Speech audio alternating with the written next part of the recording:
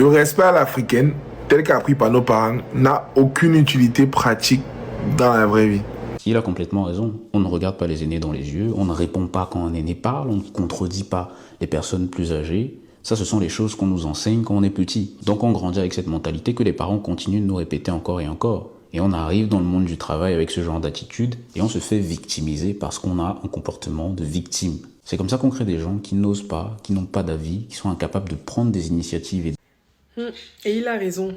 Et le pire, c'est qu'on appelle ça la bonne éducation. En Afrique, on nous a appris à baisser les yeux pour être respectueux. Mais ça ne vient pas de nulle part, parce que pendant longtemps, dans les contextes de crise d'oppression, que ce soit colonial ou politique, un enfant qui faisait du bruit ou qui contestait l'autorité était considéré comme un danger. Et donc les parents ont appris à briser cette volonté de l'enfant pour son propre bien. Il y en a peut-être certains qui ont appris ça, c'est pour ton bien que je te dis ça, c'est pour ton bien que je fais ça. L'adulte a toujours raison, l'enfant a toujours tort devant son parent. Ce genre de réflexion-là. En fait, en tant qu'enfant, si tu apprends à être invisible et à obéir sans discuter à la maison, tu as plus de chances de ne pas avoir de problème avec les autorités extérieures.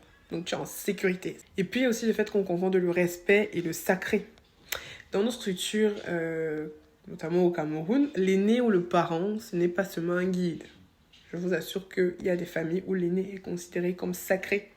C'est-à-dire que tu lui dois le respect, peu importe ce qui se passe, c'est lui qui aura toujours raison. Et donc, contredire l'aîné, c'est comme le désacraliser. Et je sais qu'on n'en est pas arrivé là par méchanceté, mais parce qu'on a peur de voir l'ordre social s'effondrer. On a peur de perdre le pouvoir qu'on a sur les plus petits que soi, parce que ça nourrit notre cher ego de grand. Donc, à force de sacraliser l'autorité, on finit par casser cet esprit critique-là.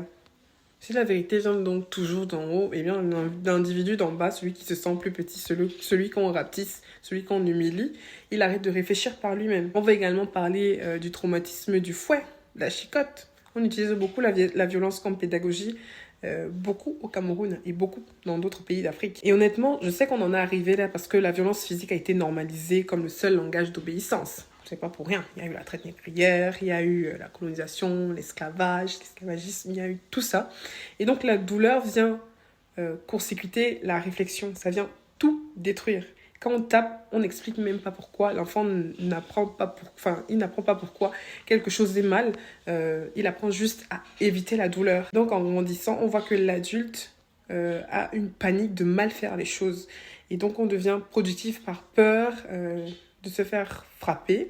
Il n'y a pas de passion chez certaines personnes dans certaines familles, comment ils ont éduqué leurs enfants. Et puis, on n'a pas forcément confiance en ses capacités. Il y a beaucoup de gens qui manquent de confiance en eux à cause de ça. D'ailleurs, Frantz Fanon, dans son livre Peau noire, masque blanc, explique comment